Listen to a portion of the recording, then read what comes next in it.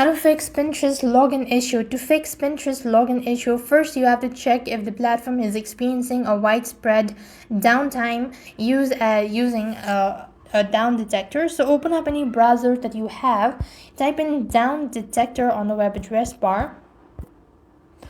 After which you just want to make sure to type in down detector Pinterest, and here you should be able to see whether there is an outage or not.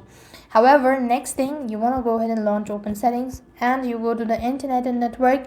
You can switch between Wi-Fi and mobile data as well, and after which you're in the same section, go to the app section, go to Pinterest, make sure that you've cleared your cache and data.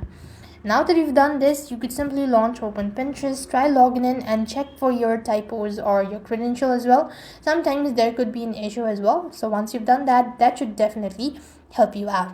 Next, if nothing works out, you just want to make sure to uninstall Pinterest from your Play Store, or you could just go ahead and uninstall it from your device, and after which you want to make sure to hold on to your side button so that you could restart your device, and that should definitely help you out.